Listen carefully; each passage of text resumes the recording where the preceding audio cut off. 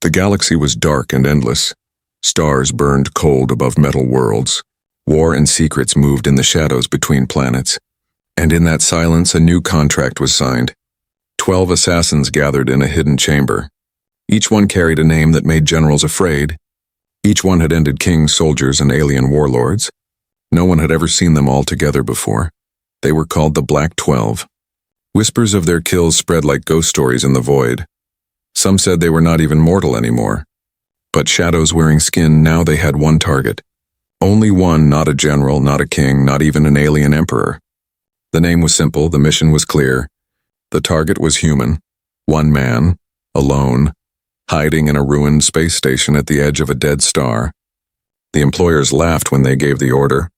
"Send 12, bring back the head," they said. How could one human stand against 12 of the galaxy's most elite killers? The assassins said nothing. They never spoke much. They prepared their weapons in silence. Knives that could cut light, guns that could melt armor, poison that killed with a single drop. Every tool of death was sharpened and ready. Their ship moved like a phantom through the void. No lights, no signal. It arrived at the ruined station. The hull was broken in places. Dead wires floated like black vines. The station looked empty, silent, waiting. The leader of the assassins spoke through comms. "Simple job, quick kill, move in, move out." His voice was calm, but in his heart he wondered, why would anyone send 12 against one man? Was there something they had not been told? The assassins entered the station. Their boots echoed on cold metal floors. Lights flickered as if the station was waking up. A thin mist curled through the halls. Every shadow stretched long. Every corner felt alive. The first assassin scanned the walls. He found marks, scratches of metal, letters carved with a knife, words in human language. "I see you." The assassin stopped. They shared a glance. Their leader whispered, "He knows we are here." Some of them smiled. They thought it was a game. How could one man frighten them? But deep inside something shifted. The station felt like a trap, like it was breathing. Like it was alive. They moved forward. Their eyes watched every vent, every flicker of light. The comms cracked with static for a moment. One assassin thought he heard breathing, not his own, someone else's close. "Behind the walls, keep moving," the leader ordered. They split into pairs. That was the first mistake. In the silence of the station, pairs felt small. Too small, like prey broken from the herd. One pair entered a corridor with shattered glass windows. Stars stared in from the void. The air was thin. The corridor stretched too far, too empty. The assassins scanned with sensors. Nothing appeared, only silence, only shadows. Then the lights cut out. Darkness swallowed them. The comms screamed with static. One voice shouted once, then silence when the lights returned. Only blood remained on the floor, but no bodies. The rest of the assassins froze. Their leader demanded a report. No answer. Only heavy breathing, only silence for the first time. Fear whispered inside their hearts. Something was wrong, terribly wrong. The human was not running. The human was not hiding. The human was hunting. In the control chamber, hidden in shadows, the human moved silently. His eyes watched every corridor through broken cameras. He listened to every step, every breath. He smiled. "They came," he whispered to himself. 12 killers, but they forgot. Humans never die easy. The assassins felt the weight of the station pressing down on them. Every shadow seemed to move. Every sound felt like footsteps. The hunt had begun, but the hunters did not know. They were the ones being hunted. The assassins regrouped after the first loss. Their leader's voice was sharper now. "Do not fear, it is only one man," he said. But even his own tone carried doubt. The hallways of the ruined station stretched like veins through a corpse. Every door opened with a long metal groan. Every shadow felt thicker than it should. The assassin's senses were sharp, but the silence pressed heavier with each step. They expected a coward hiding in the dark. They expected panic, fear, and running footsteps. Instead, they found something else, something worse. On the walls were small marks, scratches deep into the metal.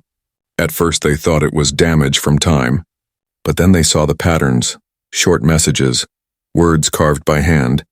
"I see you. I am waiting. Turn around." The assassins stopped and looked at each other.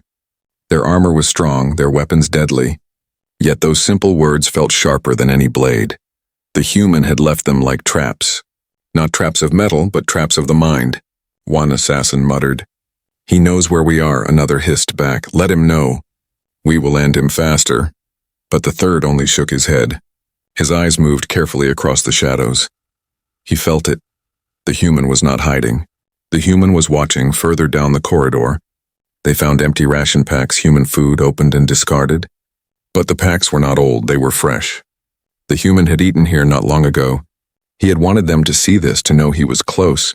A trail of wires had been pulled across the floor, almost invisible in the dim light. An assassin knelt and cut the wires with his blade. A small spark hissed, the leader frowned. He set traps everywhere, even small ones. The assassins understood now. This was not a chase, this was a game. The human was not just surviving, he was planning. He was turning the entire station into his hunting ground. Another team reported in from a different sector. They had found more messages scratched into the walls. Not words this time, drawings, simple shapes of skulls and blades, and under them numbers. The assassins counted 12, but one was already crossed out. For the first time, silence filled the comms. The human was not only hunting them, he was keeping score. A soft laugh echoed through the broken speakers above. It was not mechanical. It was human, calm, mocking. The assassins spun in every direction.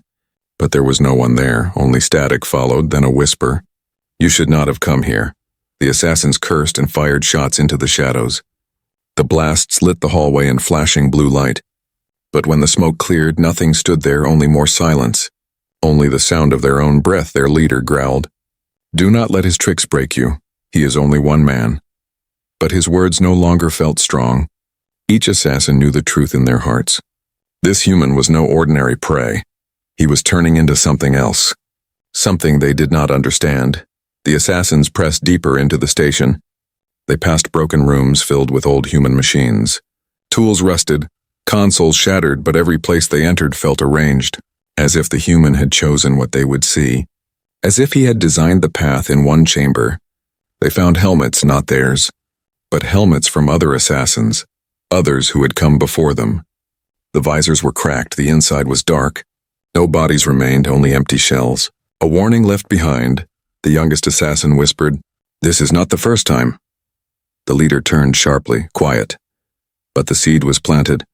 If others had come before, if others had failed. Then who was this human they were hunting? One assassin removed his helmet for a moment. The air tasted dry, but it carried something strange. Not dust, not metal, it carried the faint smell of smoke.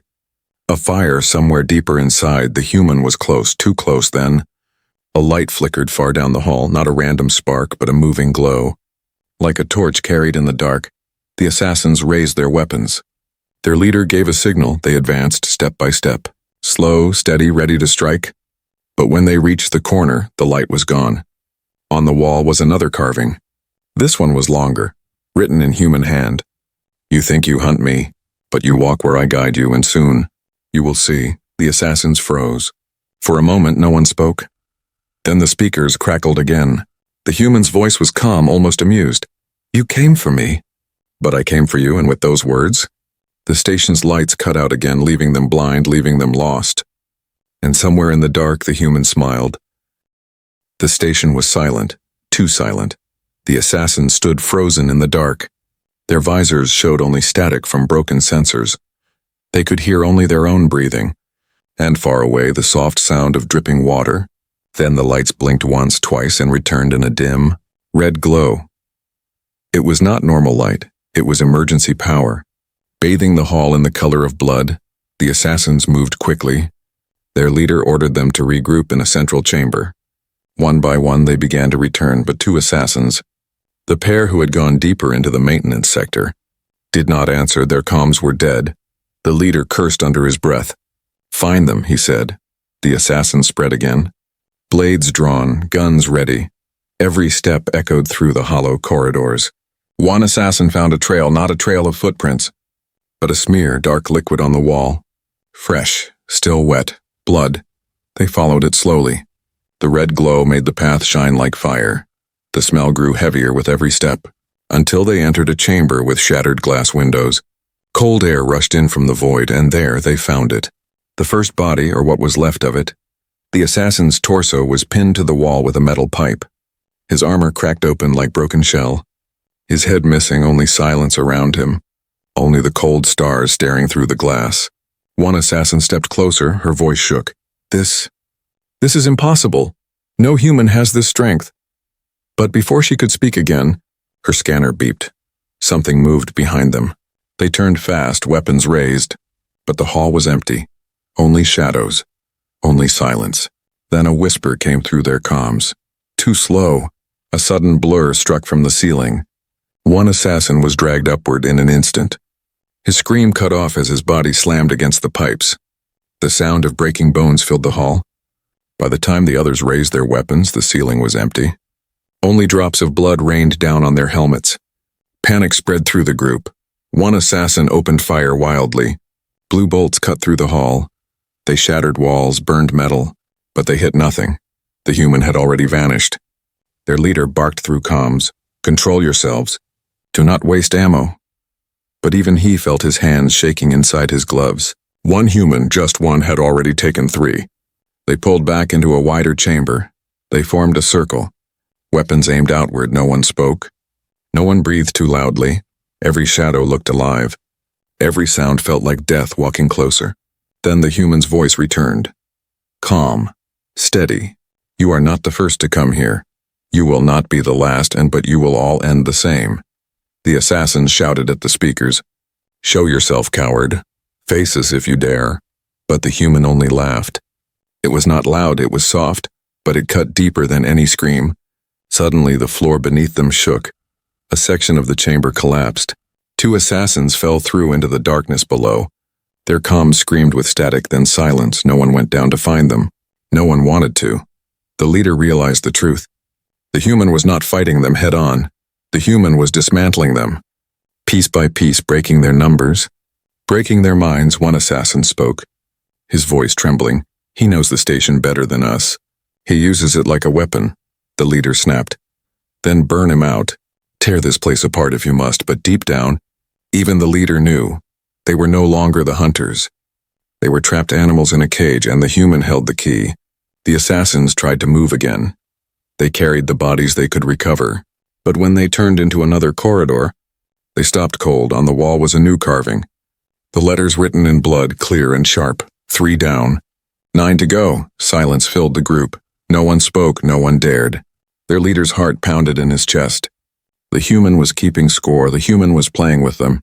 From the shadows above, unseen, the human crouched in silence, his blade dripping red, his eyes sharp. He whispered to himself, "They thought I was prey, but they never learned the truth." And with that he vanished back into the dark, leaving the assassins trembling, waiting for the next strike. The assassins marched in silence, their steps heavy, their hearts heavier. The station felt smaller with each corridor they entered. As if the walls were closing in around them, they had lost too many already. The humans' traps had cut them down one by one. Still, the leader refused to show fear. "Stay together," he ordered. "We move as a pack now." But even in his voice, cracks had begun to form. The air vents above hissed, a faint sound like a whisper. One assassin glanced upward. Just metal grates, just shadows. But the sound grew louder, like breathing. Like someone crawling, then fire. Flames burst through the vent. One assassin screamed as fire consumed him. His armor melted to his skin. He fell to the floor thrashing. The smell of burning flesh filled the chamber. The others tried to save him, but it was too late. He was nothing but ash and smoke. The assassins cursed.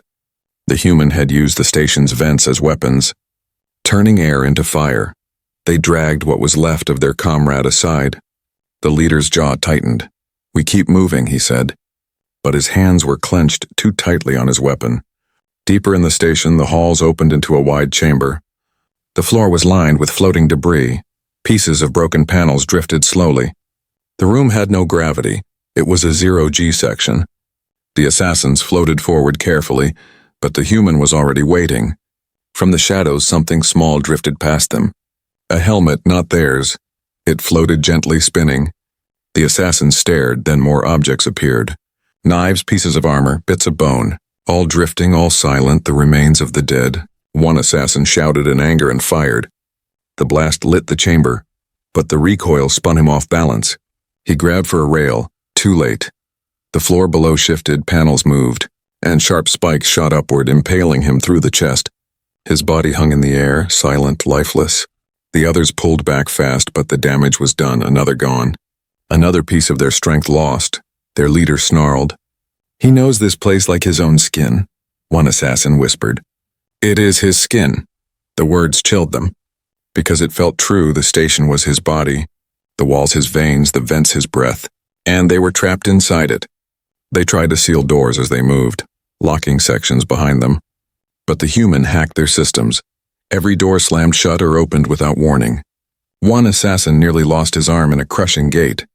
Another barely escaped a sudden drop as the floor opened into the void. The human was not only fighting with weapons, he was fighting with the station itself. The assassins' formation broke again. Fear spread like infection. Each one glanced over their shoulder too often. Each one whispered doubts into their comms. What if they were already dead men walking? What if the human was not a man at all? In the control hub of the station, the human watched them. Old screens flickered with their every move. He moved switches, locked doors, turned air into fire, turned halls into traps. He was calm, silent, but his eyes burned with purpose. "These are killers of kings," he whispered. "Yet they bleed like all the rest." Back in the halls, another trap waited. The assassins entered a chamber lined with broken statues. Old human relics, cracked faces of stone stared at them. Eyes hollow, mouths open as if screaming at first. The chamber was quiet. Then the statues moved. Not real movement, but a trick of light. Projectors hidden in the walls, illusions. The assassins fired in panic. Their blast shattered stone, dust filled the air. And in that chaos, the human struck. He moved like a shadow among the dust. Fast, silent. A knife cut across one throat. A blade pierced another's spine. By the time the dust cleared, 2 more assassins lay broken, their blood pooling around shattered stone. The survivors pulled back, hearts racing, breathing heavy. They no longer trusted their eyes. They no longer trusted their weapons. The station itself was against them. The human was everywhere, and they were nowhere. The leader finally spoke the truth. "This is not a man. This is a demon wearing human skin." But deep down, he knew the truth was worse. It was not a demon. It was not a monster. It was a human. And that made it terrifying. On a broken wall nearby, a new carving waited for them, clear, sharp, fresh. 6 down, 6 to go. The assassins stared. The number cut deeper than the loss itself. Half of them gone. Half of them still breathing. But for how long? The human was not just hunting them. He was counting them. He was enjoying the game in the dark above. The human whispered to himself. "The trap is set, the net is tight soon. There will be none left." And with that he vanished again into the endless shadows, leaving only silence and the slow beating of terrified hearts. The assassins were breaking. Their numbers cut in half. Their pride cut even deeper. The human had bled them with traps. Now he wanted something worse. He wanted their minds. The leader forced them forward. "Stay close, do not scatter," he said. But his voice no longer carried the weight of command. His men looked at him with fear, not trust. The station walls seemed to listen. Every sound they made echoed back like laughter. Then the comms cracked alive. Static at first, then a voice, not alien, not robotic, human. "You came so far to die here," the voice said. Calm, almost gentle. "You think yourselves shadows, but you are only candles and I am the wind." The assassins froze. The voice was not broadcast to all.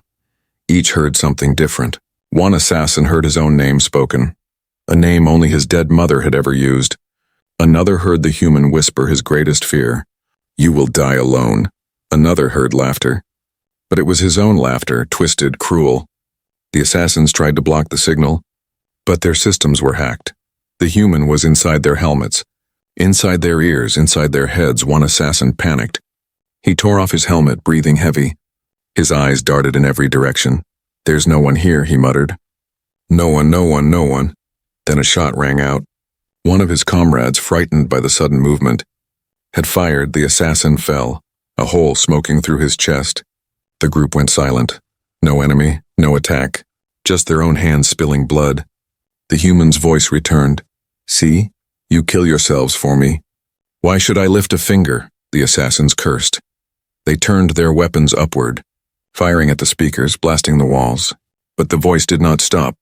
It was inside them now, every whisper a knife, every word a wound. As they moved on, the illusions grew. In one hall, They swore they saw bodies, their own bodies, lying on the ground ahead of them, blood pooling, eyes staring. One assassin screamed and fired. The blast cut through nothing, only shadows.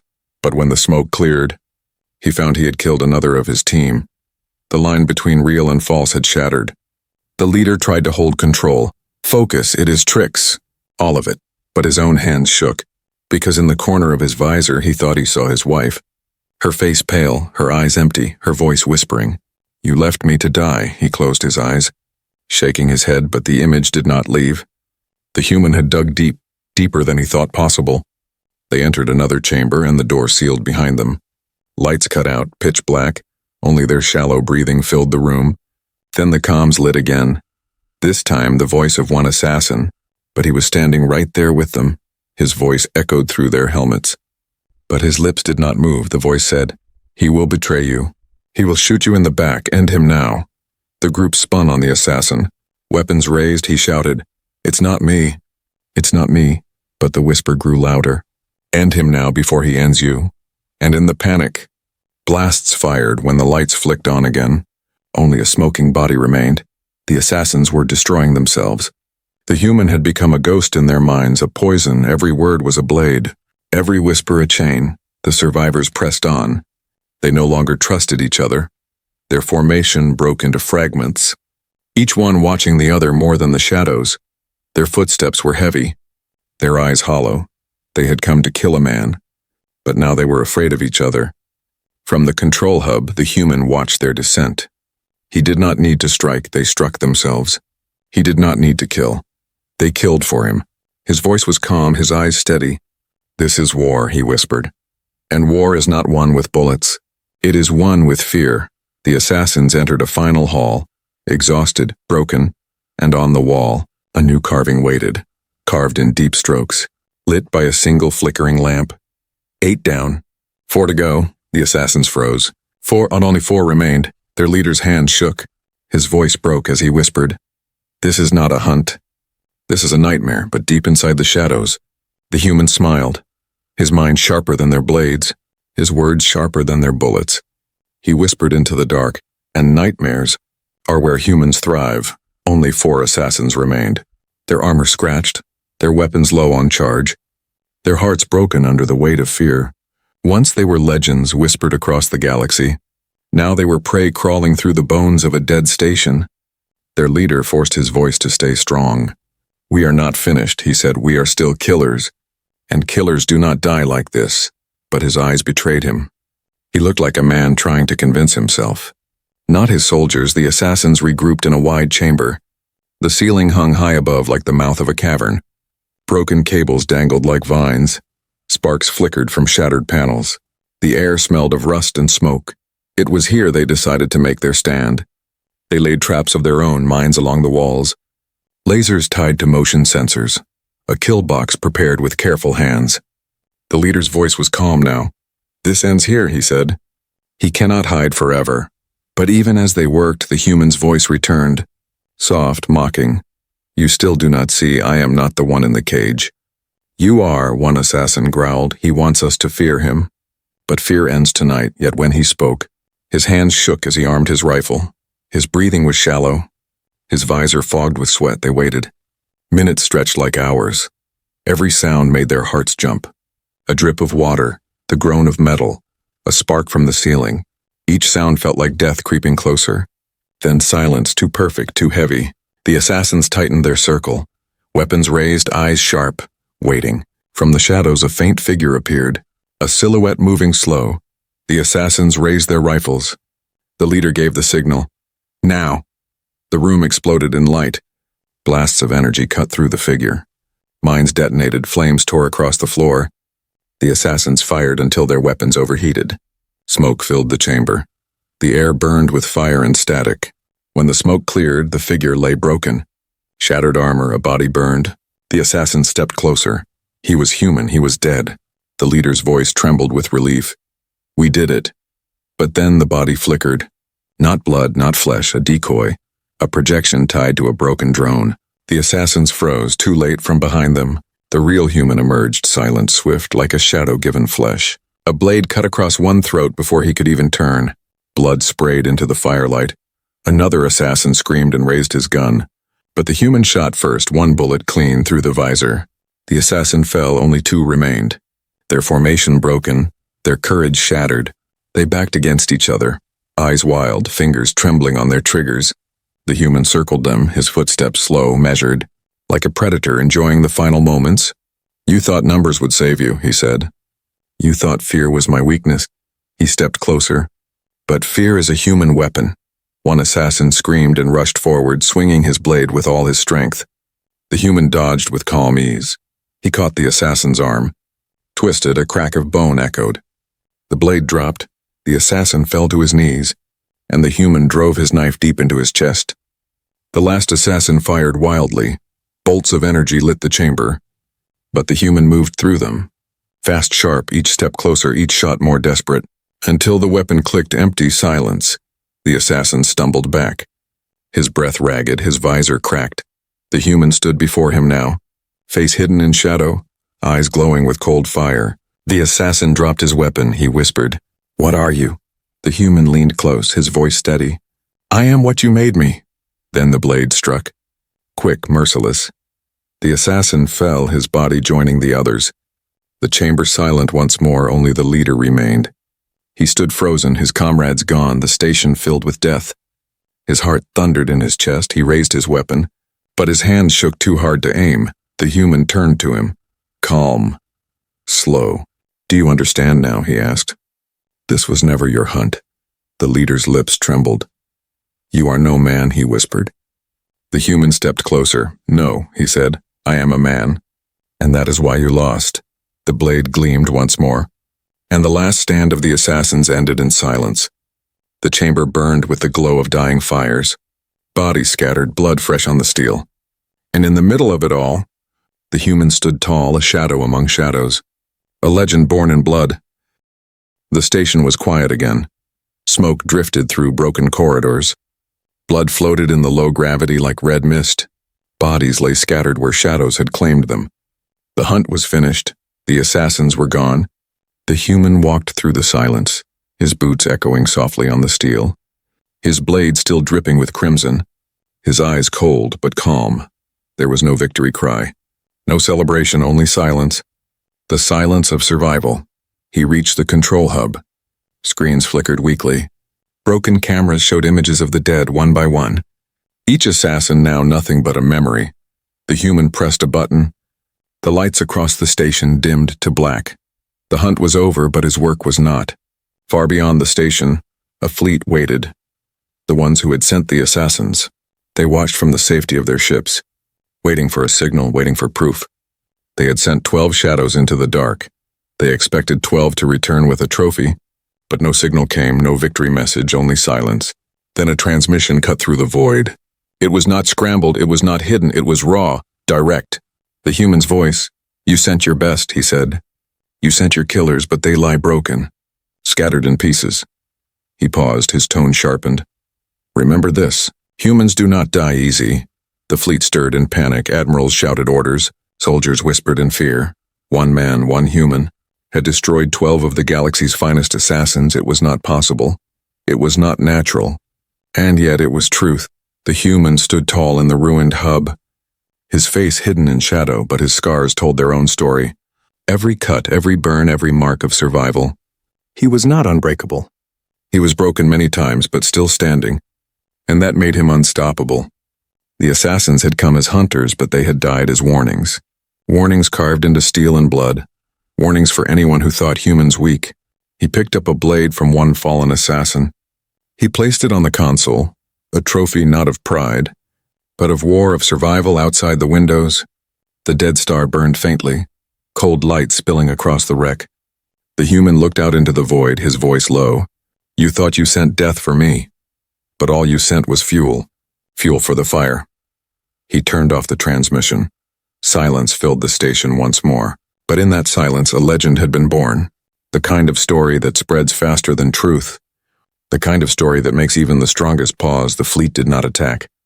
They did not move closer. Fear held them back. One whispered to another. If one man could kill 12, what could 12 men do? The question cut deep. It spread through every ship, through every mind, and none had the courage to answer. The human strapped on his gear, he checked his weapons. Some broken, some empty, but still useful. He did not smile, he did not rest, his war was not done. This was only a message, a beginning. He left the control hub, walking back into the dark halls. Past the bodies, past the blood, past the carvings he had left on the walls. Each message still sharp, still fresh, a story written in death. On the last wall, he carved again, his knife cutting clean, slow strokes forming clear letters. Humans endure. He stepped back, looking at the words. Not his pride, not his victory, but his truth. Then he vanished into the shadows, silent as ever, waiting for the next hunt. Far away across the galaxy, the story spread. Whispers carried faster than light. 12 assassins went in, they said. Only pieces came out. Every soldier who heard it felt a chill. Every assassin who heard it felt doubt. Every empire who heard it felt fear. Because it was no longer about one man. It was about what he represented, not just survival. Not just resistance, but defiance. A single human had become a legend. And legends are harder to kill than armies. The fleet withdrew from the dead star. Their mission failed, their killers gone. And in the silence of their retreat, one truth echoed louder than any battle cry.